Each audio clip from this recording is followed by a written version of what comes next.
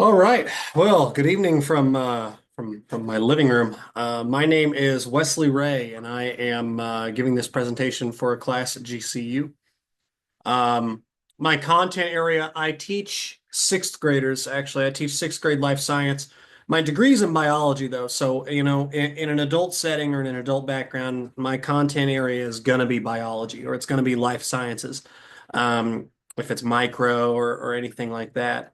Um, I definitely specialize in what I would call small biology. I kind of joke around that there's like big biology and little biology. Big biology is how all the ecosystems work. Little biology is how you work. I am a little biologist. Um, that's kind of my background. I have a bachelor's out of Truman State University, a Bachelor of Science in biology, and I'm working on a Master of Science in the same study. So, uh, my most of my professional background is actually not in education, it's in management. I used to manage a lumber yard. Um, it's been a useful skill, particularly with conferencing. Handling parents is a lot easier given the experience that I have working with adults in meetings and taking in people to HR and conferencing and sometimes even hiring and sometimes terminating people. All of that stuff comes into play. So it's a valid skill set. You might not think it at first, but it's pretty relevant. So before I begin, I'm just getting over influenza A, and at the same time, I have a wisdom tooth erupting out of the back of my mouth, and it like hurts to talk. So if I look like I'm doing weird things with my face, I apologize. Just bear with me. Um, the purpose of this video is to explain effective communication with adult learners. Adult learners learn differently than what you're probably used to being taught in the terms of pedagogy or with children. Okay. Adult learners are considered to be more like self-motivated, and they're motivated to learn things that are relevant to them. They're motivated to learn things that they can relate to. Um, so if you want to teach them, you need to keep this stuff in mind. You need to keep experiential learning in mind. You need to keep their motivations in mind, and you need to be able to tie stuff in with them. Okay. This video is talking about my strategies and how I tie stuff in. Okay. How I would teach adults differently than how I would teach children learners. Adult learning has sort of its challenges, the largest of which probably scheduling. Uh, once you get done dealing with your college age kids, your 18 to 21-year-old kids, okay, scheduling becomes a real problem because people have jobs. So it's not always the easiest to have everybody in one classroom setting when everybody's working jobs with different schedules. Now, if you have conferences or if we're talking about isolated events, now of course you can schedule stuff out far enough in advance that everybody would be able to meet your needs, and that's fine. Uh, that may be the solution in that case. But if you're running a regular classroom where you have weekly meetings, it might be an advantage to you to consider running an asynchronous format, even alongside an in-seat class.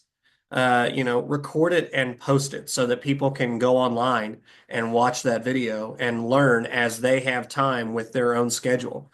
There's a lot of people that have the whole scheduling issue as a barrier to education, and it doesn't have to be one. That's commonly referred to as a best practice by anybody who's published a paper about andragogy uh, in the last like 5 years. I mean, ever since 2019, especially since 2020, with the advent of things like Zoom, uh, the ability to do recorded lectures, it's just popped off in popularity. Okay. Relevance. Tie any big ideas into a tangible concept that relates to the students. Okay.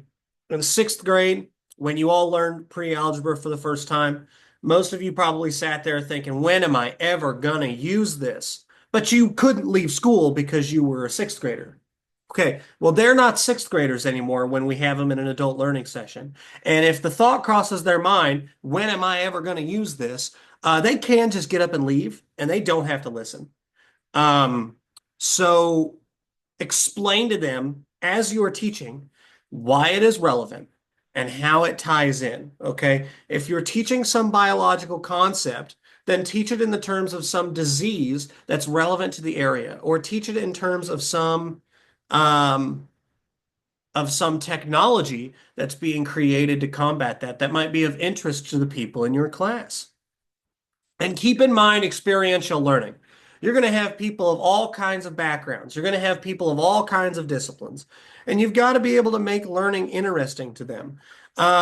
You've got to, and a lot of that ties back to relevance because people think that things that are relevant to them are more interesting. But you also need to be an interesting teacher as well. You need to not sit up in front of a class and talk in a monotone like this. You're going to bore all your students to death. Okay. They're not going to come back, and your success rate is not going to be very high. Okay. Find ways to tie lessons in to the different disciplines as is necessary. Make irrelevant things relevant. Okay. Now, occasionally you're going to have conflict. You're going to have some strategies for de-escalation. This is where my background becomes relevant. Okay. When we are dealing with an issue with students, deal with one issue at a time, one student at a time. Settling an issue in front of a classroom setting in an auditorium is inappropriate. Okay. You don't call out one team member in front of the whole team every day. That's a morale killer. Okay. That is going to embarrass that student to the point that they never come back.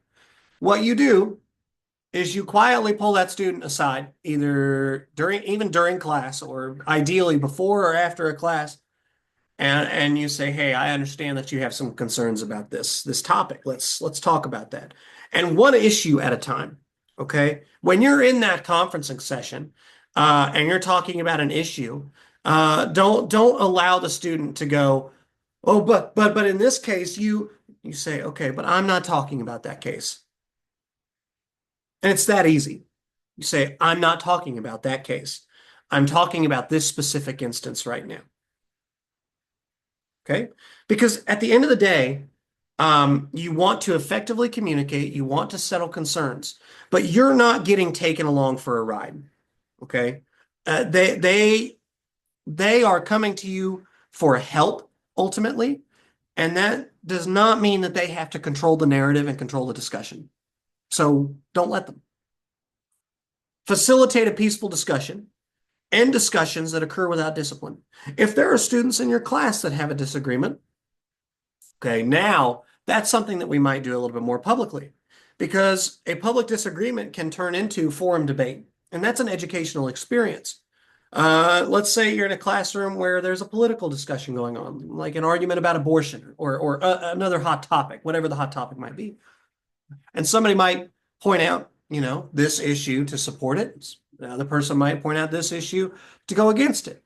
Okay. You as an instructor, in order to clarify that argument, might just have them be quiet and have other people chip in. Okay. But that requires them to be disciplined enough to go along with that. And if they can't do that, then you can't have that discussion and you have to end the discussion.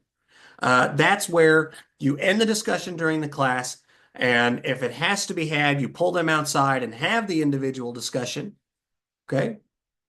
Or if it can be done without, then do without. Okay. Don't make a mountain out of a molehill unless it's absolutely necessary. Effective communication in the classroom environment. Okay.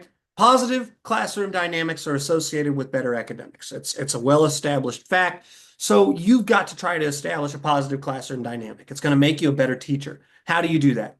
First of all, be a human being. Okay. Be honest.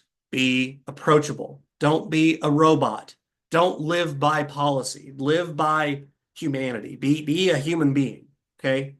And be willing to talk to people like they're human beings. Don't talk down to people. talk with people. Okay. An open door policy allowing you to have open meeting times. Somebody can come into your office on some off day at this time, or somebody can log on and video chat with you after hours.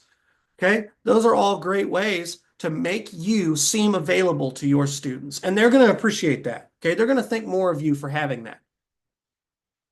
And as far as building trust takes time, and that is accomplished by making a promise and then following through on it. Make a promise and then follow through on it. Be consistent about doing what you say you're going to do. Okay.